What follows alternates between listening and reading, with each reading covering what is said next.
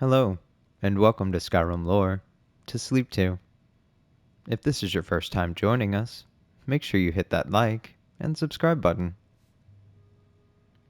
Tonight's reading, Biography of Barenziah. Late in the Second Era, a girl child, Barenziah, was born to the rulers of the Kingdom of Mournhold in what is now the Imperial Province of Morrowind. She was reared in all the luxury and security befitting a royal dark elven child, until she reached 5 years of age. At that time, His Excellency Tiber Septim the first Emperor of Tamriel, demanded that the decadent rulers of Morrowind yield to him and institute imperial reforms. Trusting to their vaunted magic, the Dark Elves impudently refused until Tiber Septim's army was on their borders. An armistice was hastily signed by now eager Dunmer, but not before there were several battles, one of which laid waste to Mournhold, now called Almalexia. Little Princess Barenziah and her nurse were found among the wreckage. The Imperial General, Symmachus, himself a dark elf, suggested to Tiber Septim that the child might someday be valuable, and she was therefore placed with a loyal supporter who he had recently retired from the Imperial army. Sven Advinson had been granted the title of Count upon his retirement. His fiefdom, Darkmoor, was a small town in central Skyrim. Count Sven and his wife reared the princess as their own daughter, seeing to it that she was educated appropriately and, more importantly, that the imperial virtues of obedience, discretion, loyalty, and piety were instilled in the child. In short, she was made to fit to take her place as a member of the new ruling class of Morrowind.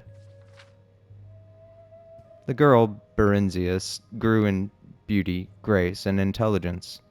She was sweet-tempered, a joy to her adoptive parents and their 5 young sons, who loved her as their elder sister. Other than her appearance, she differed from young girls of her class only in that she had strong empathy for woods and fields, and was wont to escape from her household duties to wander there at times. Barenziah was happy and content until her 16th year, when a wicked orphan stable boy whom she had befriended out of pity told her that he had overheard a conspiracy between her guardian, Count Sven, and a Redguard visitor to sell her as a concubine in Riyadh, as no Nord or Breton would marry her on account of her black skin, and no dark elf would have her because of her foreign upbringing. "Whatever shall I do?" the poor girl said, weeping and trembling, for she had been brought up in innocence and trust, and it had never occurred to her that her friend the stable boy would lie to her. The wicked boy, who was called Straw, said that she must run away if she valued her virtue, but that he would come with her as her protector. Sorrowfully, Barenziah agreed to this plan, and that very night she disguised herself as a boy, and the pair escaped to the nearby city of Whiterun. After a few days there, they managed to get jobs as guards for a disreputable merchant caravan. The caravan was heading east by side roads in a mendacious attempt to elude the lawful tolls charged on the imperial highways. Thus, the pair eluded pursuit until they reached the city of Riften, where they ceased their travels for a time. They felt safe in Riften, close as it was to the Morrowind border, so that dark elves were enough of a common sight.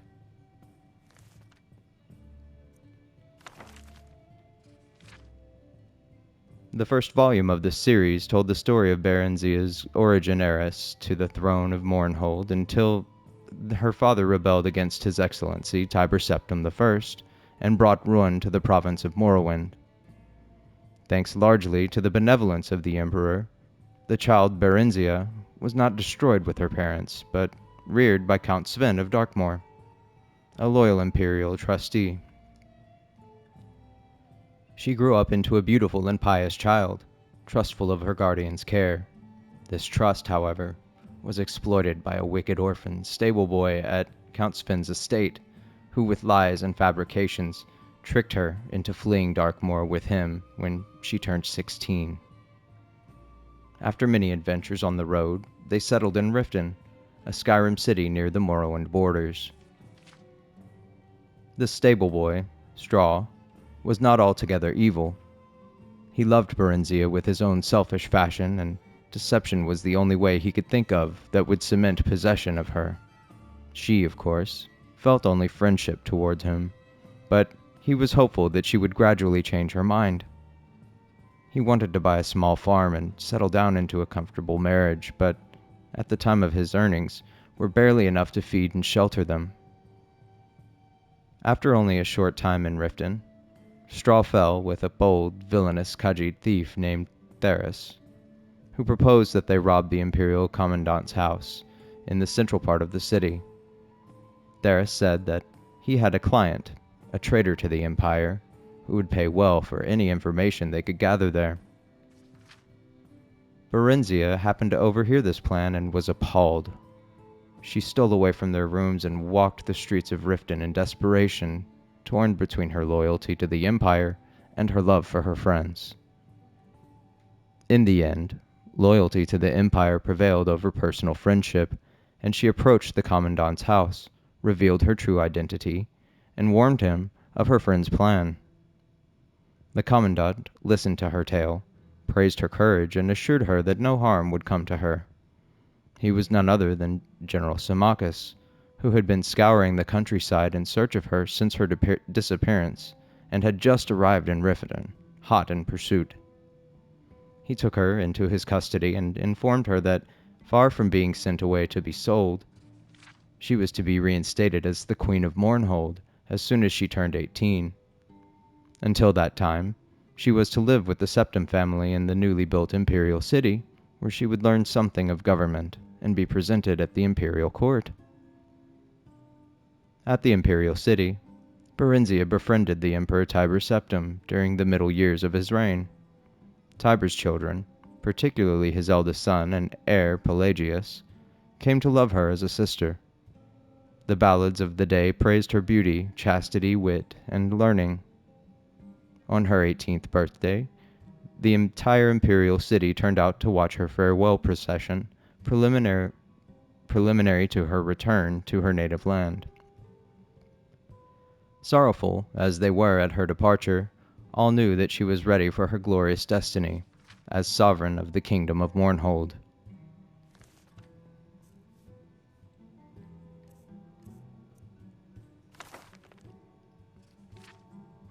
In the second volume of this series, it was told how Barenziah was kindly welcomed to the newly constructed imperial city by the Emperor Tiber Septim and his family, who treated her like a long-lost daughter during her almost 1-year stay.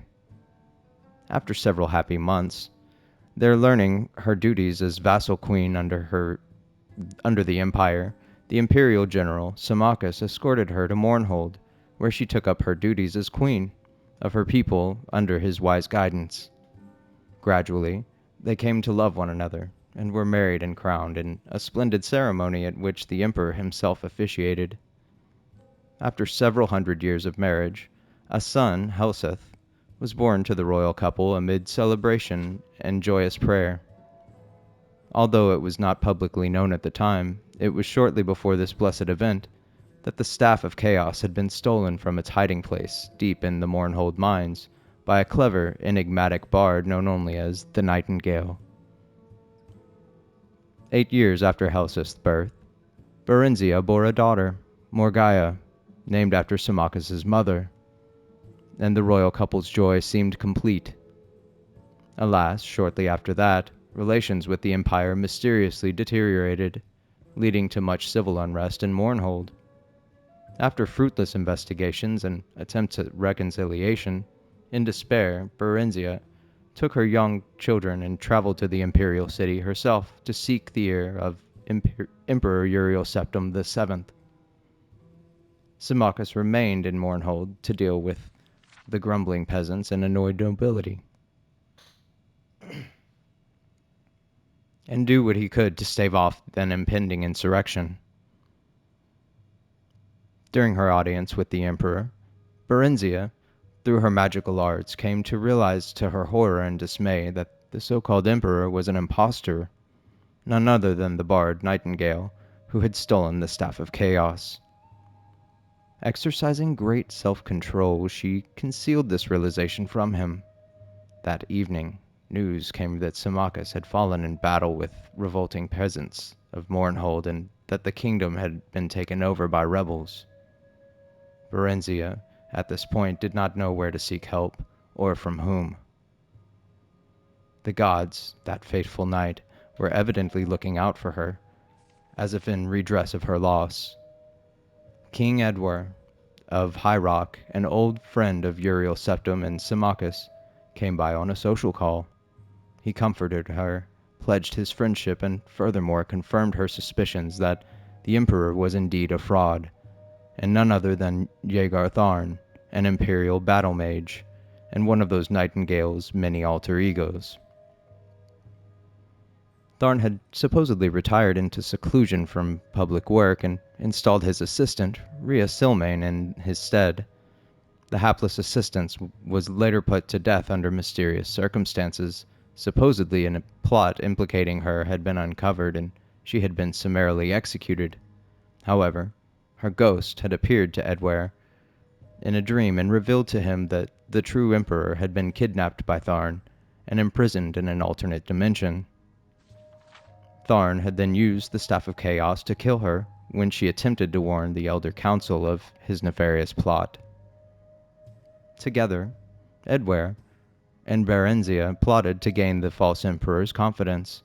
Meanwhile, another friend of Rhea's, known only as the Champion, who apparently possessed great, albeit then untapped, potential, was incarcerated at the Imperial dungeons. However, she had access to his dreams, and she told him to bide his time until she could devise a plan that would effect his escape. Then he could begin on his mission to unmask the impostor. Barenziah continued to charm and eventually befriended the Erat's emperor. By contriving to read his secret diary, she learned that he had already broken the Staff of Chaos into 8 pieces and hidden them in far-flung locations scattered across Tamriel. She managed to obtain a copy of the key to Rhea's friend's cell and bribed a guard to leave it there as if by accident. Their champion, whose name was unknown even to Barenziah and Edward, made his escape through a shift gate Rhea had opened in an obscure corner of the Imperial dungeons, using her already failing powers. The champion was free at last and almost immediately went to work. It took Barenziah several more months to learn the hiding places of all 8 staff pieces through snatches of overheard conversation and rare glances at Tharn's diary. Once, she had the vital information, however, which she communicated to Rhea forthwith, who in turn passed it on to the champion. She and Edward lost no time. They fled to Wayrest, his ancestral kingdom in the province of High Rock, where they managed to fend off the sporadic efforts of Tharn's henchmen to haul them back to the Imperial City, or at the very least obtain revenge. Tharn, whatever else might be said of him, was no one's fool save perhaps Barenziah's, and he concentrated most of his efforts toward tracking down and destroying the champion. As all now know, the courageous, indefatigable, and forever nameless champion was successful in reuniting the 8 sundered pieces of the Staff of Chaos. With it, he destroyed Tharn and rescued the true emperor, Uriel Septim VII. Following what has come to be known as the Restoration, a grand state memorial service was held for Symmachus at the Imperial City, befitting the man who served the Septim dynasty for so long and so well. Barenziah and a good King Edward had come to care deeply for one another during their trials and adventures, and were married in the same year shortly after their flight from the Imperial City. Her 2 children from her previous marriage with Symmachus remained with her, and Regent was appointed to rule Mournhold in her absence. Up to the present time, Queen Barenziah has been in Wayrest with Prince Helseth and Princess Morgaya. She plans to return to Mournhold after Edward's death. Since he is already elderly when they wed, she knows that that event at last could not be far off as the elves reckon time. Until then, she shares in the government of the kingdom of Wayrest with her husband, and seems glad and content with her finally quiet and happy, unremarkable life.